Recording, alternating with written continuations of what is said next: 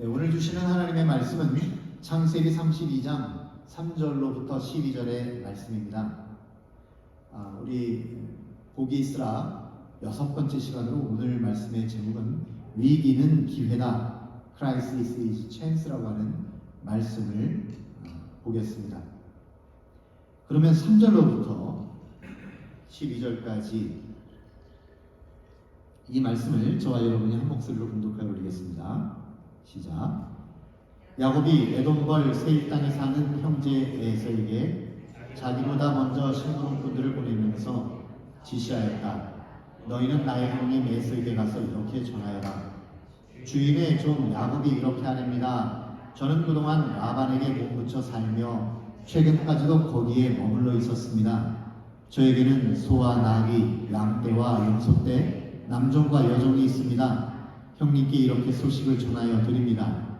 형님께서 저를 너그럽게 보아 주십시오. 심부름꾼들이 에서에게 갔다가 야곱에게 돌아와서 말하였다. 주인 어른의 형님인 에서 어른께 다녀왔습니다. 그분은 지금 부하 400명을 거느리고 주인 어른을 치려고 이리로 오고 있습니다.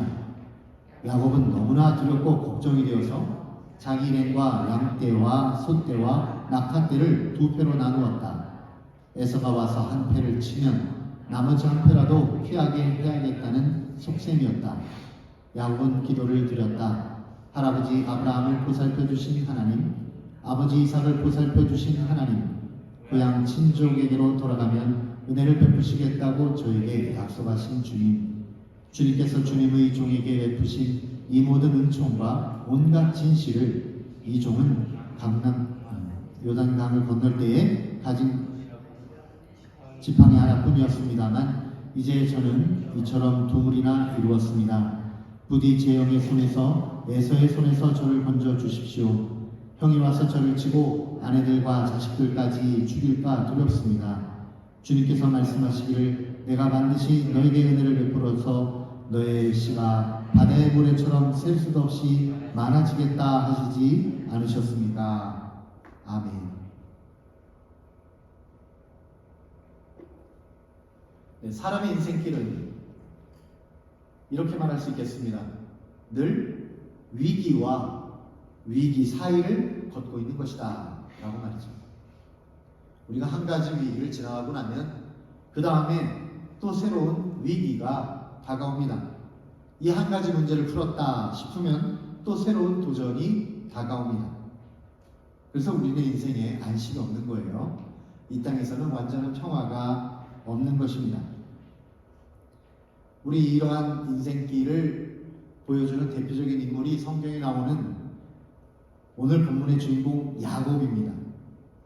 야곱의 인생을 살펴보면요, 항상 위기와 위기 사이를 걷고 있다라는 것을 알 수 있습니다.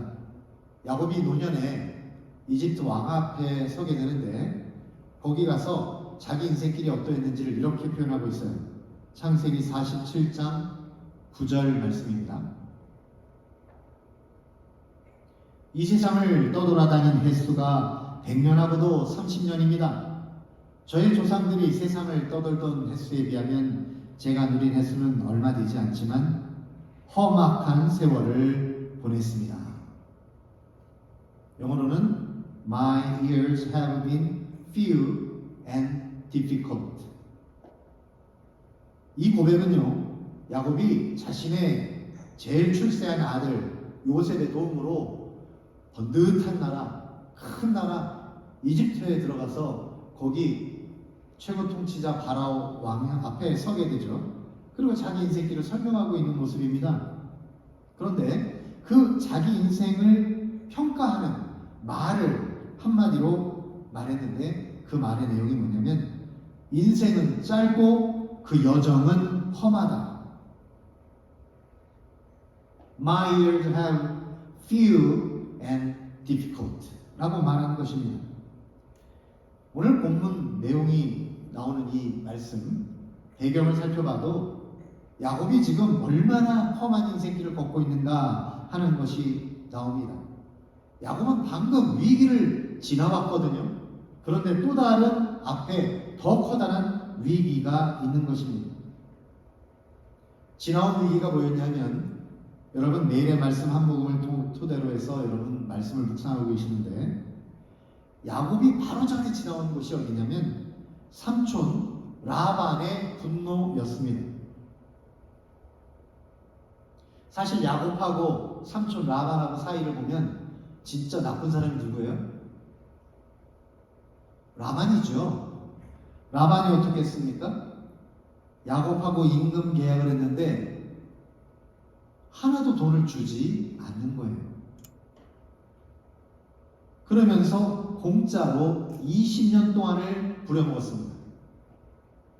그래가지고 야곱이 도저히 이대로 당하고만 있어서는 안 되겠다. 그래서 자기 가족과 그리고 자기가 그동안 모은 재산을 가지고 몰래 도망쳐 나갔습니다. 그런데 삼촌 라반이 자기 힘센 아들들 데리고 그 뒤를 쫓아온 거예요. 그래가지고 야곱에게 해코지를 하려고 했던 것이죠. 하지만 미스바라고 하는 곳에서 하나님께서 이 라반과 야곱 사이에 나타나셔서 라반을 꾸짖으시고 그리고 화해의 무드를 만들어 주셔서 야곱이 무사히 그 위기로부터 빠져나오도록 도와주신 것입니다. 이렇게 되면 야곱이 이제 아이고 위기를 잘 지나갔구나, 마음이 평안해져야지, 아무 걱정 없이 살아야지 라고 하고 있는데 야곱의 앞에 더 큰 위기가 기다리고 있다는 것입니다. 야곱이 지금 아버지 이삭의 집으로 돌아가고 있습니다. 그런데 그 가는 길 중간에 누가 있냐면 자신의 쌍둥이 형 에서가 기다리고 있다는 것입니다. 에서랑 만날 때요 20년 만에 만나는 거예요. 얼마나 감격이 되겠습니까? 여러분 쌍둥이 형을 20년 만에 다시 만났다. 그럼 어떻게 해야 돼요? 감격적으로 끌어안아야죠. 제가 이번에 한국에 한번 다녀오면서 거기서 친구를 정말 좋아하던 친구를 30년 만에 만났습니다. 나도 모르게 그냥 가가지고 확 끌어안았어요. 이렇게 되는 게 당연한 반응입니다. 그런데 야곱의 쌍둥이 형 에서는 20년 만에 동생을 만날 때 어떻게 반응할까요? 야곱 입장에서는 이게 궁금하지 않겠습니까? 그래서 자기 종들을 거기다 보낸 거예요. 에서가 어떻게 반응할까 궁금해서. 그런데 야곱의 심부름꾼들이 에서를 만나고 돌아와서 하는 말이 뭐냐? 이렇습니다. 6절입니다. 심부름꾼들이 에서에게 갔다가 야곱에게 돌아와서 말하였다. 주인 어른의 형님인 에서 어른께 다녀왔습니다. 그분은 지금 부하 400명을 거느리고 주인 어른을 치려고 이리로 오고 있습니다. 세상에 이럴 수가 있습니까? 그러니까 심부름꾼들의 보고를 잘 분석을 해보면 야곱의 형 에서는요 반가워서 막 달려들어가지고 끌어안으려고 오고 있는 게 아니라 부하 장정 400명을 데리고 와서 야곱을 향해 쳐들어오고 있다는 것입니다. 무섭잖아요. 라반이 쫓아왔을 때는 이 어깨 같은 이 그냥 무서운 그런 라반의 아들들 10여 명이 왔겠죠. 그래 와가지고 그것도 무서웠는데 여기서는 에서는요 부하 장수 400명이나 되는 군사를 무장시켜가지고 데려오는 거예요. 이런 생각을 이런 상황을 본 야곱의 마음은 실로 두려움과 공포로 가득 찼던 것입니다. 이 상황을 보면요 오늘날 우리들이 지금 겪고 있는 상황을 연상하게 합니다. 우리는 지금 팬데믹이라고 하는 어마어마한 위기에서 막 벗어났죠. 지난 3년 동안 코비드-19의 위협 때문에 우리가 혼신을 다해서 그것을 대응했습니다. 백신도 맞고 마스크도 쓰고 그래서 이제 겨우 팬데믹을 지나왔다라고 할 수 있습니다. 한국에서도 지금 팬데믹이 다 끝났다고 보고 이제 몇 개월 안에 실내에서도 마스크를 벗는 것으로 지금 하려고 하고 있습니다. 그런데요 이 상황을 지나오면서 우리들의 몸과 마음은 이미 만신창이가 다 되었다는 것입니다. 여러분 군인들이 전투를 벌이고 나면 그 무서운 생명을 걸고 싸우는 전투를 벌이고 나면 그 직후에 뭘 할까요? 영화에서 보면 산 정상에 가서 만세 만세 이러잖아요. 그거 아닙니다. 군인들이 전쟁 끝나고 나면 뭐 하는 줄 아세요? 그냥 그 전쟁터의 폐허 속에 한 곳에 아무데나 앉아서 한숨을 몰아쉬는, 살았구나, 이 상황을 지나왔구나, 이렇게 할 수밖에 없는 것입니다. 그런데 지금 우리 앞에 이 어려운 상황을 막 지나갔는데 이제 우리 앞에 놓여있는 것은 뭐냐? 이전보다 더 큰 위기와 새로운 위협들이 다가오고 있다는 것입니다. 지금 세계를 돌아보면 전쟁과 난리의 소문이 끊이지 않고 있습니다. 푸틴이 잘못 판단 조금만 하면 지금 핵전쟁이 일어날 거다라는 두려움이 사람들의 마음을 잡고 있습니다. 그뿐만 아니라 전 세계적으로 물가가 엄청나게 오르고 있어요. 지금 미국의 인플레이션, 이것도 엄청납니다. 미국 사람들이 그래도 살 수 있는, 그래도 미국 사람들은 살 수 있는데 이 인플레이션 때문에 너무 힘들어하고 있어요. 전 세계는 식량과 에너지로 큰 고통을 당하고 있습니다. 그래서 지금 산유국들이 담합을 해서 지금 기름을 적게, 가솔린을 적게, 가스를 갖게 하기 때문에 지금 값이 막 올라가고 있죠.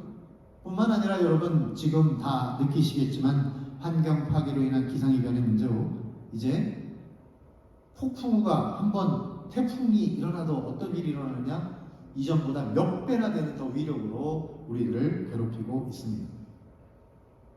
이러한 괴로움은 태풍 이안을 만난 플로리다뿐이 아닙니다. 지금 모든 사람들이 사실은 더 큰 재난 앞에 놓여 있다라고 할 수 있는 것이죠. 그런데 이 현상이요, 교회가 특별히 더 이 피해를 입고 있다는 것입니다. 교회는 팬데믹을 지나오면서 이미 그렇게 상태에 들어왔어요. 사람들이 원래 교회라는 것은 모이는 데서부터 시작하는 것이죠. 그런데요, 팬데믹의 가장 큰 문제가 뭡니까? 모이면 안 되는 거예요. 각자 집에서 머물러 있어야 되는 거예요. 그러다 보니까 우리가 지난 3년 동안 집에 머물러 있는데 너무 익숙해진 것입니다. 교회로 모이는 것이 우리들에게 익숙지가 않아요. 그런데 거기다가 인플레이션과 고물가의 고통도 교회는 가장 직격탄으로 맞게 되는 것입니다.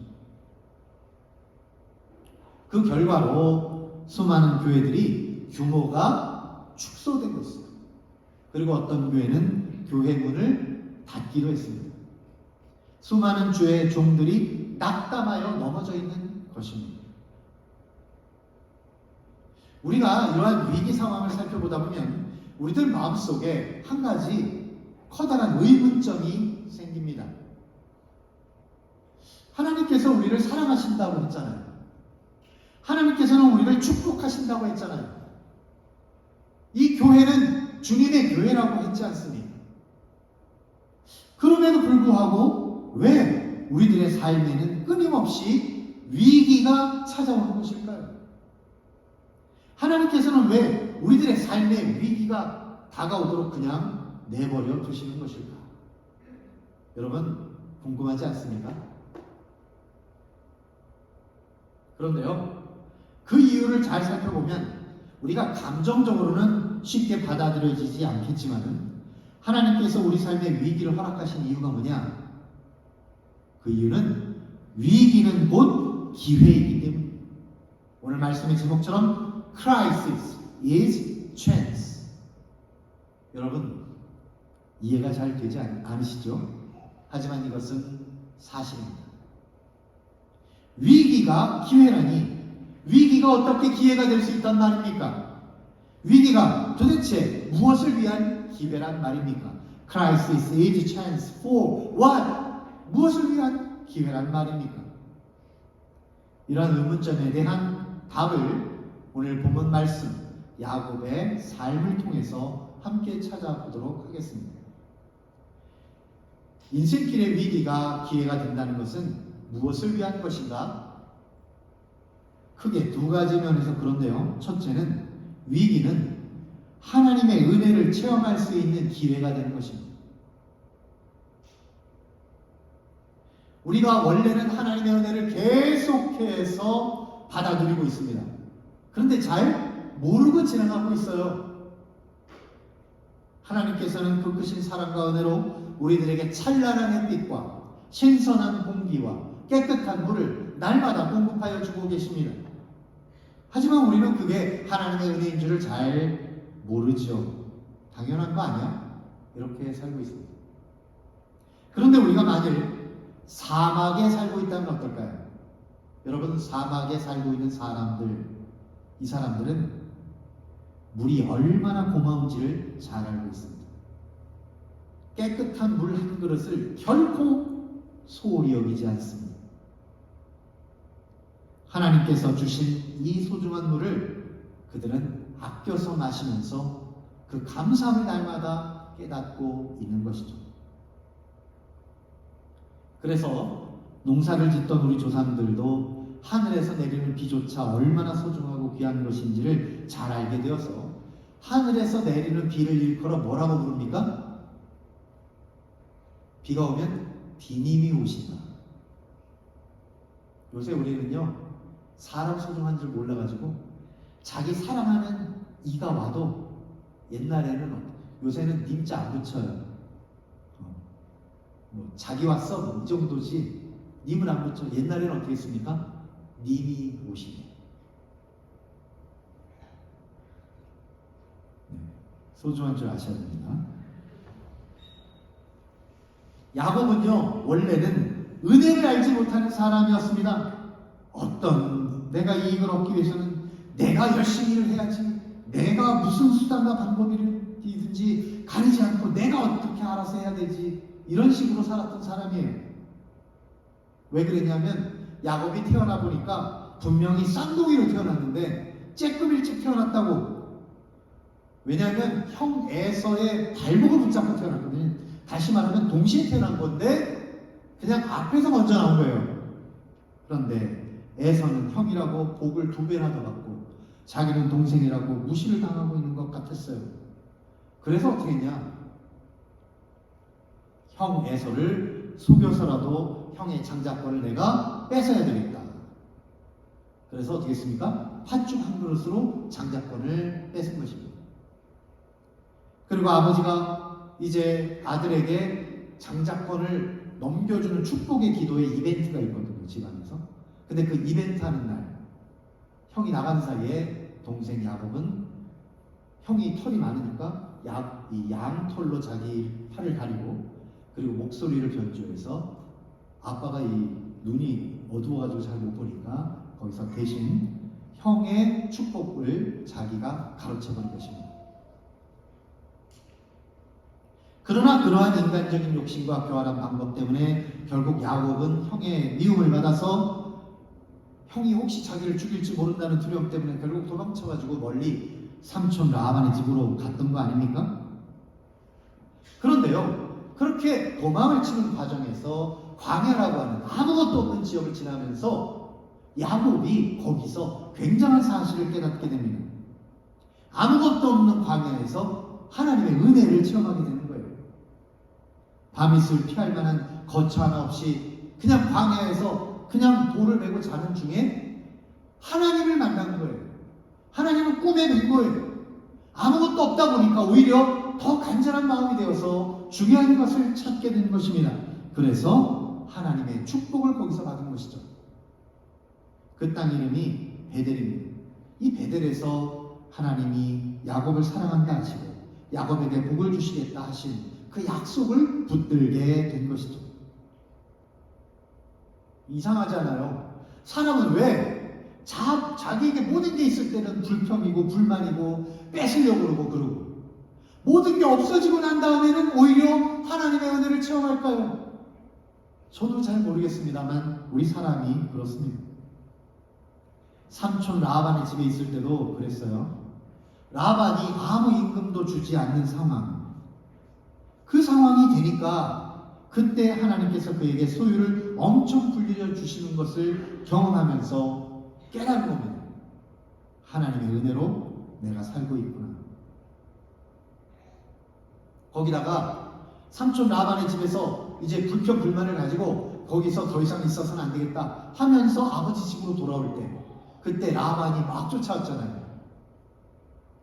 이제 죽일 듯이 쫓아왔는데 딱 만나는 순간에 라반이 뭔가 변화가 일어났어요. 그래서 라반이 야곱에게 말하는 그 속에서 야곱은 새로운 은혜를 깨닫습니다. 라반이 뭐라고 말했어요? 내가 너를 쫓아오는 지금 만나는 첫날 밤, 어저께 밤에 하나님이 내 꿈에 나타나셔서 이렇게 말씀하시더라. 너는 야곱을 해치지 말아라.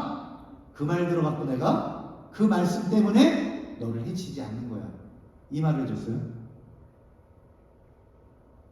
야곱이 여기서 깨닫는 게 뭡니까? 자기가 아무것도 모르고 잠자고 있는 어젯밤에도 하나님이 일하셨구나. 하나님이 나를 지켜주셨구나. 자기는 그냥 훌훌 자고 있는데 그때도 하나님이 지켜주신다는 것을 그는 깨닫게 된 것입니다. 이런 체험을 하고 돌아온, 그래서 아버지 집에 가고 있는 야곱의 마음, 그 마음속에는 어떤 확신이 있을까요? 형 에서가 그에게 어떠한 위협을 가할지라도 하나님께서 나를 지켜주실 거야 라고 하는 그런 확신이 그 마음에 있지 않겠습니까? 여러분, 어떤 위기가 올지라도, 어떤 상황이 올지라도 우리가 그 위기야말로 우리가 배우게 되는 게 있는데, 무엇을 배우게 되느냐? 하나님 나를 지켜주신다 라고 하는 것을 얻게 되는 귀한 기회임을 믿으시기 바랍니다. 이런 깨달음은요, 야곱만 깨닫는 게 아니에요. 성경에 나오는 수많은 인물들이 다 그것을 경험했습니다. 그 대표적인 예가 극심한 고난이라고 하는 위기를 통과한 사람 욥입니다. 여러분, 욥의 고백을 한번 들어보세요. 욥이요, 정말 죽을 것 같은, 자기 생명을 안고 모든 걸 다 잃어버린 그 상황을 지나간 욥이 마지막에 이렇게 고백합니다. 욥기사 12장 5절. 주님이 어떤 분이시라는 것을 지금까지는 제가 귀로만 들었습니다. 그러나 이제는 제가 제 눈으로 주님을 뵙습니다. 옛날에는 하나님 말씀이 이런 거구나 라고 귀로만 들었어요. 그런데 자기가 정말 죽을 것 같은 위기를 지나고 난 다음에 알게 되는 것, 그것은 하나님이 나에게 은혜를 베푸신다는 것을 내 눈으로 직접 목격했다는 거예요. 내 삶으로 직접 체험했다는 것입니다. 이런 관점에서 우리가 우리의 삶을 한번 돌아봅시다. 여러분 삶의 위기가 혹시 얼마나 자주 찾아오시면, 혹은 지금도 위기를 지나가고 계십니까? 정말 살 수 없는 어려운 상황 속에 지금 여러분 빠져 있습니까? 만약에 그렇다면, 여러분이 지금 그러한 위기 때문에 고통을 당하고 있다면, 그때 여러분이 고백해야 할 말이 뭐냐? 바로 이겁니다. 이제부터 따라하시기 바랍니다. 지금 내가 겪고 있는 위기들은 하나님의 은혜를 체험할 수 있는 너무나 소중한 기회이다. 믿습니까? 믿으시기 바랍니다. Crisis is chance for what? 그것은 첫 번째로 이와 같이 위기는 하나님의 은혜를 체험할 수 있는 기회이다 라고 한다면, 두 번째 이유가 있어요. 두 번째는 우리 믿음의 실력을 키울 수 있는 기회이다 라는 것입니다. 야곱이요, 원래 세상적인 실력이 대단한 사람입니다. 아버지로부터 받게 되는 장자권, 이것을 형 에서로부터 빼앗았잖아요. 대단한 실력이에요.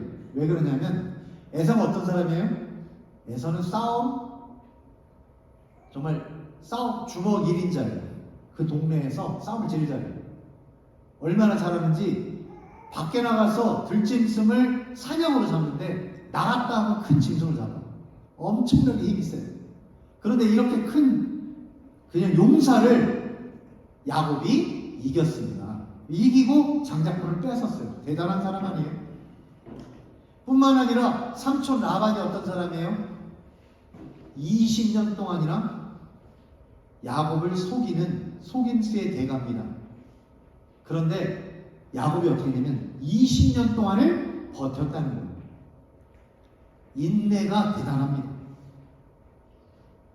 그러니까 야곱의 인간적인 꾀와 실력은 대단한 거예요.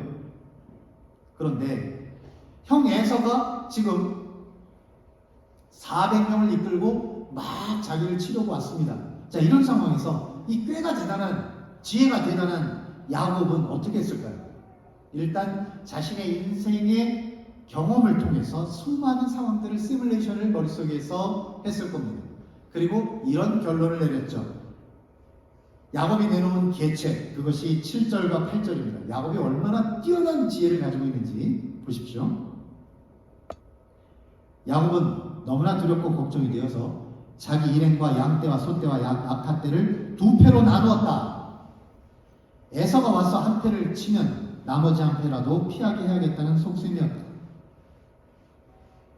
야곱의 이러한 인간적인 지혜에 따른 대책은 쉽게 말하자면 계란은 나누어 담는다는 것입니다. 계란은 나누어 담는다. 그러니까 자신의 인생과 일행과 소유를 두 패로 나누어서 만약에 형 에서가 A라고 하는 나의 그룹을 치면 B를 데리고 도망을 치는 거고, B를 치면 A를 데리고 도망을 치겠다라고 하는 것입니다. 이것은 참으로 지혜로운 거예요. 전문적인 재정 컨설팅을 하는 분들이 이런 인간적인 지혜와 지식을 가지고 조언을 해줍니다. 컨설턴트들의 말에 따르면 자신의 소유를 어느 한쪽에만 몰아서 넣게 되면 위험부담이 크다는 거예요. 그래서 자신의 소유를 주식, 현금, 현물, 부동산, 채권이라고 하는 5가지에 나눠서 담아야 된다는 것입니다. 그렇게 하면 혹시 주식값이 떨어지더라도 금값이 오르기 때문에 안전하다라고 우리들에게 가르쳐 줍니다. 물론 이것은 그래도 돈이 어느 정도 있는 사람에게 해당되는 말이지, 우리들은 당장 매월 아파트 렌트비 내는 거, 차 페이먼트 내는 거, 이걸 걱정해야 되는 사람들이기 때문에 여러분에게는 관련이 없습니다만, 그래도 이건 참 지혜로운 지식이다 라고 생각할 수 있습니다. 그러나 우리가 위기를 맞이했을 때 이러한 위기가 우리들에게 진짜 실력이 되게 한다면 그것이 이러한 인간적인 실력이 아니라 보다 중요한 실력을 키워야 된다는 거예요. 왜냐하면 인생의 진짜 문제는 이러한 돈에 관한 문제가 아니기 때문입니다. 우리 인생의 진짜 문제는 우리 인생이 살아갈 것이냐, 그리고 영원한 생명을 얻을 것이냐라고 하는 아주 중요한 문제 앞에 있기 때문입니다. 제가 늘 말씀드리잖아요. 돈 문제는 우리 인생에서 가장 다스리기 쉬운 문제다. 정말 어려운 문제가 우리 앞에 있습니다. 그 문제를 해결해 나가는 진짜 실력을 길러야 되는 거예요. 그러면 우리 인생의 위기는 어떤 실력을 길러야 할 것이냐, 그래서 그 실력을 기르기 위해서 왜 위기가 필요하냐. 여러분, 학교에서 아이들이 수학을 공부하거나 영어를 공부할 때 선생님이 아이들에게 반드시 주는 게 뭐예요? 매일 홈워크, 그 다음에 매월 테스트, 이런 걸 주잖아요. 아이들에게는 이게 뭡니까? 이게 크라이시스, 위기예요. 그럼 왜 줄까요? 왜 테스트를 줄까요? 부모들은 생각할 때 테스트를 아이들이 치게 되면 항상 기대하는 게 뭐예요? 높은 점수, 성적, 이런 게 우리의 관심입니다. 그러나 정말 교육을 하는 선생님들은 왜 아이들에게 테스트를 줄까요? 수학 테스트를 주는 이유가 뭡니까? 아이들 수학 실력이 늘어나는 거예요. 영어 테스트를 주는 이유가 뭡니까? 영어 실력이 늘어나는 거예요. 그렇다면 진짜 우리들의 인생의 선생님이신 하나님께서 우리들에게 인생의 테스트를 무엇을 주셔야 할까요? 우리 인생의 영생의 실력자가 되게 하기 위해서 우리에게 주시는 테스트가 뭘까요? 당연히 그것은 위기가 되어야 하는 것입니다. 우리 인생에 위기가 찾아와야만 우리는 진짜 실력을 기르게 된다는 것입니다. 그러면 여러분, 위기가 좀 크면 어떻게 돼요? 위기가 크면 우리 실력이 더 커진다. 젊은이들이 자기 근육을 키우기 위해서 어떻게 해요? 막 바벨을 들잖아요. 한 세트, 두 세트, 세 세트 날마다 늘리잖아요. 그러면 사람들이 이거를 들면 어떻게 됩니까? 그 세트를 채우기 위해서 정말 팔이 끊어질 것 같고 근육이 터질 것 같죠. 그런데 그것을 하고 그리고 하룻밤 잘 자고 나면 그 다음에 어떻게 돼요? 이 펌핑이 팍 돼가지고 이렇게 하면 근육이 쫙 생기는 거 아닙니까? 우리에게 위기가 크면 클수록 우리 인생의 실력은 더 커진다는 거예요. 그렇다면 하나님께서 야곱에게 이러한 시련을 주시고 위기를 주셔서 결국 야곱은 어떤 실력이 성장했을까? 크게 보면 오늘 본문 말씀에 두 가지 실력이 성장했습니다. 첫째 실력은 뭐냐면 어떤 위기 앞에서도 오직 하나님만 의지하는 믿음이라는 것이 생겼어요. 그것을 보여주는 것이 9절로부터 11절입니다. 야곱은 기도를 드렸다. 할아버지 아브라함을 보살펴 주신 하나님, 아버지 이삭을 보살펴 주신 하나님, 고향 친족에게로 돌아가면 은혜를 베푸시겠다고 저에게 약속하신 주. 아버지랑 할아버지가 엄청난 시련을 통과하셨거든요. 모리아산에서 아브라함이 이삭 바치라고 하나님이 시련을 주셨는데 그걸 다 통과하신 분들이야.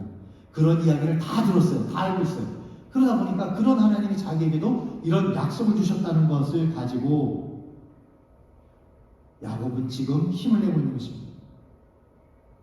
10절 주님께서 주님의 종에게 베푸신 이 모든 은총과 온갖 진실은 이 종은 감히 받을 자격이 없습니다.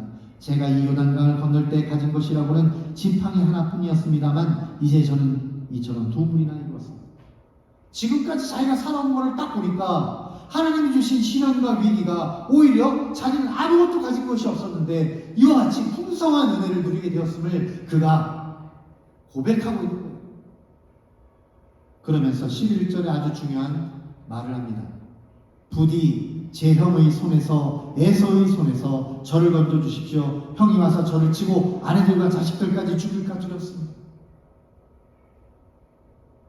야곱은요 정말 두려운 건 사실이에요. 여러분 위기 당할 때 큰 위기가 올 때마다 매번 올 때마다 두렵습니다. 이 두려움은 어쩔 수 없는 거예요. 하지만 그때 야곱이 키운 실력이 뭐냐면 두려움은 여전히 있으나 이 위기를 지나가면서 지나가는 중에 내가 하나님을 더 의지하게 되었습니다. 하나님밖에 없습니다. 라고 하는 것을 그는 깨닫게 된 것입니다. 이걸 통해서 오늘날 우리 교회들이 어떻게 하는가 생각해 봅시다. 여러분 가정에 문제 없는 가정이 있습니까? 지난주에 말씀 나눈 대로 문제 없는 가정 없고 고통 없는 개인 없습니다. 다 문제가 있죠? 인생에 크라이시스가 오는 거예요. 교회도 마찬가지고요. 나라와 민족과 세계도 마찬가지입니다. 그런데 이러한 엄청난 위기를 우리가 경험하면서 무슨 실력이 키워진다고요? 야곱처럼 주님께만 매달리며 기도에 전념하게 된다는 거예요.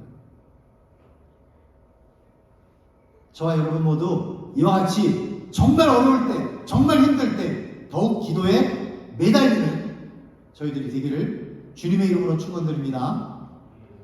뿐만 아니라 두 번째로 이 위기 앞에서 믿음의 실력이 자라나게 된 그 표시가 있는데 두 번째는 하나님의 약속을 향한 끊임없는 추구라는 것입니다. 12절 말씀을 저와 여러분이 함께 읽어보겠는데 이건 왜 그러냐면 야곱이 베델에서 하나님 말씀을 들었습니다. 그 말씀을 듣고 그 말씀 붙들고 지금까지 온 거예요. 여러분은 혹시 하나님이 주신 약속의 말씀이 있습니까? 그 약속 붙들고 위기 때마다 그 약속 붙들고 하나님 앞에 호소하십니까? 그걸 연상하게 하기 위해서 야곱이 한 이 받은 약속의 말씀을 우리도 한번 같이 읽어보는 거예요. 12절 읽습니다. 시작. 주님께서 말씀하시기를 내가 반드시 너에게 은혜를 베풀어서 너의 씨가 바다의 모래처럼 셀 수도 없이 많아지게 하겠다 하시지 않으셨습니까? 야곱은요, 베델에서 자기가 받은 약속의 이 말씀 가지고 요걸 그대로 요걸 가지고 하나님 앞에 기도를 하는 거예요. 그러면서 이렇게 말씀하시지 않았냐고, 이렇게 약속하시지 않았냐고 외치는 것입니다. 우리들이 기도할 때 기도의 내용을 한번 살펴보면 어떻습니까? 우리의 기도의 내용이 어떤 거예요? 결국은 버킷리스트를, 나의 평생의 버킷리스트를 놔두고 이걸 하나님이 약속하셨다고 그렇게 기도하는 것 아닙니까? 우리가 그렇게 하잖아요. 사실은 어떻게 해야 됩니까? 참 우습죠. 하나님 이걸 약속하시지 않았나요? 이건 하나님 약속하신 게 아니고 내가 기대하는 거예요. 우리가 하나님의 약속의 말씀을 받아야 합니다. 그리고 거기서부터 시작해서 하나님께서 나에게 이렇게 해주시겠다고 약속하신 거 아닌가요? 하면서 하나님 앞에 기도의 제목을 올려야 하는 것입니다. 그렇다면 우리의 삶을 한번 돌아봅시다. 우리의 믿음의 실력은 어느 정도인지 한번 되돌아보자고요. 나는 위기의 때에 너무 허둥지둥 하지는 않았나요? 위기의 때에 너무 세상적인 나의 꾀와 지혜에 의지하지는 않았습니까? 이제부터는 그러한 거 멈추고 우리가 하나님 앞에 기도하기를 바랍니다. 기도할 때에 어떻게 기도하느냐? 하나님이 반드시 이행하시겠다고 약속하신 그 약속의 말씀 붙들고 하나님 앞에 이 근거에 따라 나를 축복해 주소서 하고 말씀드리는 것입니다.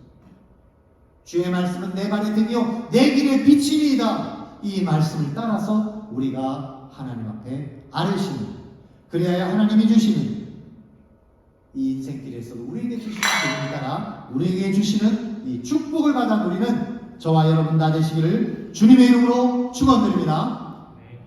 우리 함께 기도하겠습니다. 기도하실 때 세 가지 기도 제목 앞에 두었습니다. 주님의 교회 모든 지체들의 믿음이 더욱 성장할 수 있도록, 그리고 주님의 교회가 이웃을 섬기고 돕고 사랑하는 교회가 되도록, 그리고 우크라이나 사태가 하루빨리 종식되고 전쟁이 그치고 이 땅에 평화가 다시 찾아올 수 있도록 함께 마음을 모아서 진심으로 하나님 앞에 기도 올리겠습니다.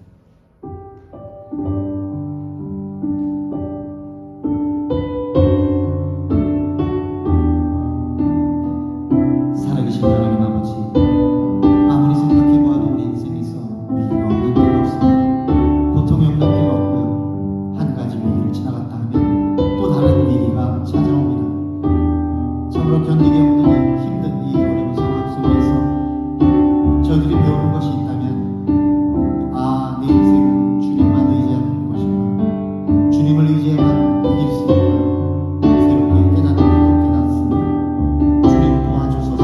주님 어려운, 좀 힘들어서 일어서기 힘든 저희들의 눈을 일으켜주시고 저희들의 손을 붙들어 주시옵소서. 저희들이 이 어렵고 힘든 인생들을 잘 지나갈 수 있도록 저희들에게 용기를 주시고 힘을 주시고 능력을 주시고 약속의 말씀을 허락하여 주시옵소서. 우리 주님에게 모든 지체들의 믿음이 더욱 성장할 수 있도록 하나님 함께하여 주시옵소서. 그뿐만 아니라 내 개인의 문제만 두는 것이 아니라 주님의 교회가 이웃을 섬기고 돕고 사랑하는 교회가 되기를 원합니다. 나의 문제가 너의 문제요, 너의 문제가 나의 문제입니다. 우리가 함께 기도하고 함께 축복하고 함께 이 길을 걸어나갈 수 있도록 주님께서 도와주시길 원합니다. 주님의 교회가 진실로 주님의 것이 되기를 원합니다.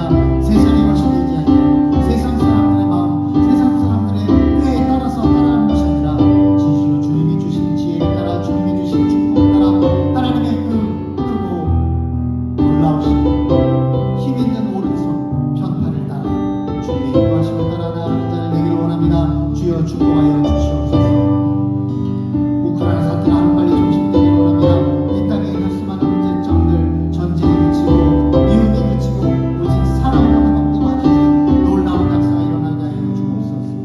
우리들의 관심이 세상적인 축복이나 세상적인 영광이나 세상적인 그러한 소유가 아니라 하나님의 나라를 향하여 끊임없이 나아가는 마음을 있게 하여 주시고 그 나라가 반드시 이루어지도록 하나님 앞에 하는 저희들 될 수 있도록 주님 축복하여 주소서. 저희들 마음에 평안을 주소서.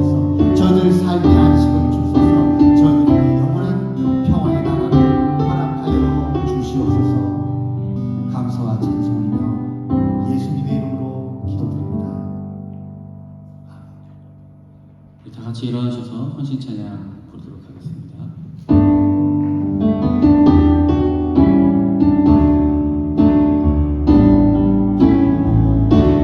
당신은 하나님의 언약 안에 있는 축복의 통로. 당신을 통하여서 열방이 주께 돌아오게 되리. 당신은 하나님의 언약 안에 있는 축복의 통로. 당신을 통하여서 열방이 주께 예배하게 되리. 우리 손을 향하여서 한번 더 부릅니다. 당신은 하나님의 언약 안에 있는 축복의 통로. 당신을 통하여서 열방이 주께 돌아오게 되리. 당신은 하나님의 축복의 통로. 당신은 하나님의 언약 안에 있는 축복의 통로. 당신을 통하여서 열방이 주께 예배하게 되리. 이제는 우리 주 예수 그리스도의 은혜와 하나님 아버지의 사랑하심과 성령님의 내주 역사 동행하심이 진실로 이 위기를 통하여 주님을 더 의지하고 그 믿음이 더욱 자라게 되기를 소망하는 사랑하는 우리 주님의 교회 모든 지체들 머리에와 자라는 다음 세대 모든 머리 위에 이제로부터 영원토록 함께 하시기를 살아계신 예수님의 이름으로 간절히 축원하옵나이다. 아멘.